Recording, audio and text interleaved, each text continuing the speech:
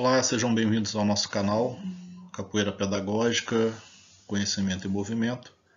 Esse canal é uma extensão do canal Capoeira Literária. A filosofia aqui é a mesma, é fazer resenhas de obras de capoeira, né? Trazer alguns eventos do nosso grupo, trazer algumas novidades, algumas coisas que tiverem ao nosso alcance, né? De passar, de socializar o conhecimento para vocês. Esse é o último vídeo dessa longa série que foi esse caminhar, né, na obra do Nestor Capoeira, do mestre Nestor Capoeira, Capoeira Pequeno Manual do Jogador. Entrei em contato com o mestre Nestor esses dias, foi muito solícito, me passou a relação das obras dele, uma relação de obras incríveis, disponibilizou um material para mim, foi muito atencioso, ele viu alguns vídeos de nossas resenhas aqui, elogiou bastante, isso é muito motivador, saber que o mestre da envergadura de mestre Nestor Capoeira respondeu ao meu e-mail, respondeu o meu chamado, assim podemos dizer, e assistiu a resenha e gostou e elogiou bastante. Isso nos incentiva a continuar e é um indicativo de que nós estamos no caminho certo. Aprendendo a capoeira. Sou discípulo que aprendo, sou mestre que dou lição, na roda de capoeira, nunca dei meu nome em vão, camará. Formas de se aprender a capoeira nos bons tempos. Hoje nós estamos acostumados com academias, nós estamos acostumados com a internet, nós estamos acostumados com os megas grupos que tem por aí, nós temos aulas nas academias, aula nas escolas. Hoje está muito fácil aprender a capoeira, basta querer. Né? Mas antigamente não era assim. Antigamente você aprendia por osmose, você saía e ficava observando as rodas nas praças quando você encontrava uma roda numa praça, que eram muitas cidades não tinha. Então você ficava olhando, ficava tentando fotografar, ficava tentando mentalizar aqueles movimentos e repetir em casa com seus colegas na rua, no fundo do seu quintal. Era assim que era feito. Os treinamentos eram individuais e por repetição e assimilação. Você ficava tentando fotografar o movimento, ficava tentando pescar alguma forma, algum trejeito daquele mestre e tentar copiar. Hoje é muito fácil, você põe no YouTube ali, vê um movimento, volta, para, câmara lenta, slow motion, vê a posição da mão, a posição do pé, até você aprender. Antes não, antes o YouTube era a sua cabeça, você tinha que fotografar e levar para casa aquela imagem e tentar reproduzir. Não deu certo, no próximo domingo você volta lá na roda na feira, na roda na praça, na roda na rua, para tentar pegar de novo aquele movimento e torcer para que alguém fizesse aquele movimento para você ver, né? Tendo sorte, o sujeito encontrava um bom mestre. Tendo sorte, o sujeito encontrava um mestre predisposto a ensinar, ou um capoeirista mais experiente predisposto a ensinar. Esses andavam com 2 ou 3 aprendizes nas rodas, então era comum, né, igual ele está falando, ter um mestre, ele ter no máximo dois alunos dele, 2 que colavam nele ali, daqueles carrapatos que gruda mesmo e quer aprender, o mestre, então tá. Então você vem, me acompanha, fica só observando que você vai aprender. Né? Buscava-se dicas com o mestre ou mesmo com o jogador mais experiente. Então você tinha que depender da boa vontade do mestre, da boa vontade e da paciência desse jogador para te ensinar, da boa vontade. Né? Mas também, às vezes, a pessoa sabe jogar, mas não sabe ensinar. Então você tem, naquela época, você tinha que correr atrás e ficar tentando mesmo por osmose, por repetição, fazendo, até um dia que você cria coragem, já sei mais ou menos o básico, vou entrar naquela roda ali. Você vê as histórias dos grandes mestres, a grande maioria deles foi assim. O camarada frequenta a roda muitos anos e depois ele cria coragem e entra e começa a se desenvolver naquela roda. Nessa parte do livro, o mestre fala um pouco do método do grupo dele, daquele grupo que ele foi originário, daquele grupo que ele se formou, que ele se tornou mestre, igual nós vimos nas aulas anteriores. Quem chegou aqui agora no canal não pegou esse é o último vídeo de uma série de 6 vídeos. Então esse é o 7º, salvo engano. Então vá lá atrás, pegue que você vai ver a história do mestre Nestor Capoeira, eu falo isso lá no princípio. Mas aqui ele fala um pouquinho do método regional senzala. Né? Ele fala que era um método estruturado, como nós vimos lá no início, só para recordar para vocês, um grupo de jovens de classe média foi a Salvador nas férias, treinou lá com o mestre Bimba, aprendeu principalmente a sequência, trouxe para o Rio de Janeiro e começaram a se desenvolver sozinhos, como autodidatas. Começaram a desenvolver, a treinar, a fazer a sequência de diversas maneiras, a incrementar a sequência, e ali eles ganharam os campeonatos em 66, 67, 68. Isso ganharam projeção, e ali surgiu o grupo Senzala, que o mestre chama aqui de estilo regional Senzala, né? Para denotar que não é nem Angola nem regional, era o estilo regional Senzala. Por que ele fala isso? Porque foi um estilo regional, partindo da sequência dos balões, mas que eles colocaram outros elementos, principalmente na metodologia. Então, parte-se da sequência de Bimba, ginástica de aquecimento, no início das aulas. Então, tendo a sequência de Bimba como mola mestra, eles implementaram uma sequência de aquecimentos, de ginástica de aquecimento nas aulas, exercícios de alongamentos, abdominais, flexões. Isso tudo influência do momento histórico em que se estava vivendo, do momento histórico que era a ditadura militar, a ditadura civil, militar e empresarial de 64 a 85.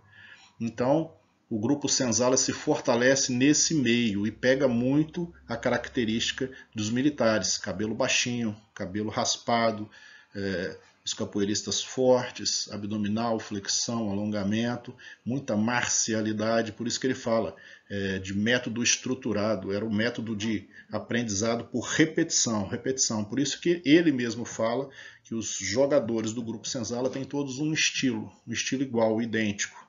Você bate o olho e você fala, isso aí é do grupo Senzala, porque eles têm uma similaridade na forma de jogar, típica desse treinamento estruturado, desse método estruturado que é o grupo Senzala. Ele fala aqui, vamos ver o que ele fala na página 96. Quanto aos métodos usados nas academias, podemos dizer que no estilo regional Senzala, o ensino é muito estruturado, já falamos ali. Isso permite um rápido desenvolvimento da técnica do principiante, geralmente à custa da capacidade de improvisar, da espontaneidade do desenvolvimento, da singularidade do jogador. Todos os jogadores jogam igualzinho, uns melhor e outros pior. O jogador é técnico, mas geralmente é também muito mecânico. Entre parênteses, ele coloca robô, dizem os mais críticos. Então ele mesmo faz uma crítica a esse método lá nos primórdios, né? Esse livro foi escrito na década de 80. Pode ser que tudo que nós estejamos falando aqui não corresponde ao grupo Senzala de hoje, mas o que ele fala aqui do livro lá de 1981 é isso.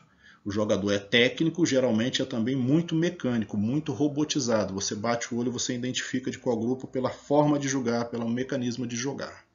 Não sou eu que estou falando, quem está falando é o mestre Nestor Capoeira, na sua página 96, 97. Esse método regional Senzala tem por base a sequência de Bimba. 8 sequências de golpe, contragolpe, esquivas, para serem realizadas por uma dupla de alunos, que nós iremos ver em detalhes mais adiante. Aí ele fala aqui da parte prática do livro. A esta sequência foi adicionada uma ginástica de aquecimento. Aí ele puxa lá embaixo uma nota de rodapé.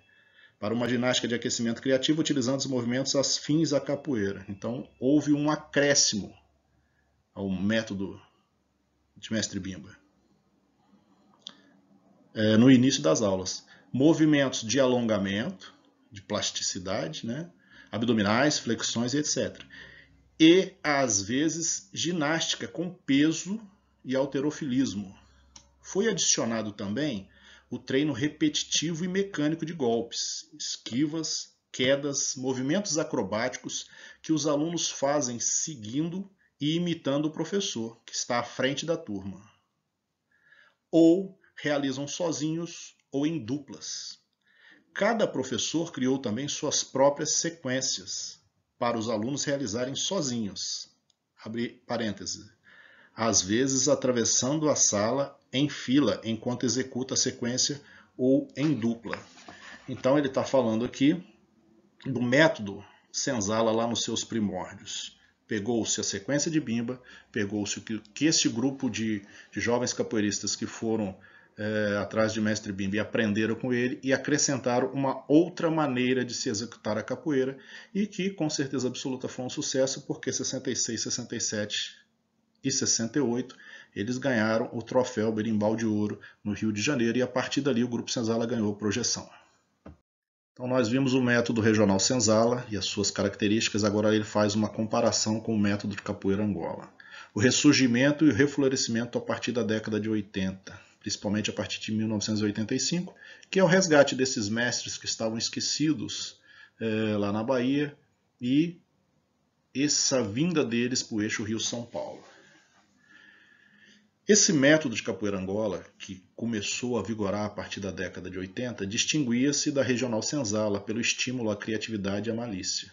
Então, ele nos fala aqui que na Angola prevalecia a criatividade, a malícia e o improviso, em detrimento, ou seja, em prejuízo do estilo estruturado, metódico e sequencial do estilo regional Senzala. Enquanto na capoeira de Angola a coisa era mais natural, partindo da característica própria do jogador, no grupo regional Senzala era mais militarizado, era mais sequencial, era mais metódico, era aquele treinamento por repetição, né? A disposição dos alunos na sala, a uniformidade, a rigidez no método, as suas características vinculadas ao momento histórico da época, que era o militarismo, né? Mas ele faz uma crítica, que apesar dessas características, hoje se vê o ensino da capoeira Angola também sistematizado, mecânico, repetitivo, baseados em sequência. Vamos ver o que ele nos fala na página 97. No estilo Angola, cujas academias voltaram a florescer em número e quantidade após 1985, originalmente o ensino era muito menos estruturado e mecânico, e exercitava mais a criatividade e a malícia. Mas, a curto prazo, nos primeiros anos de aprendizagem, o angoleiro levava desvantagem em relação ao regional. Então, o capoeirista da Angola levava uma desvantagem em relação aos capoeiristas da regional, devido ao rápido aprendizado pelo método mais rígido e objetivo do último, ou seja, no grupo regional, no grupo de capoeira regional, ele está falando aqui do regional Senzala, o aprendizado era mais rápido, porque era mais sequencial, era mais repetição.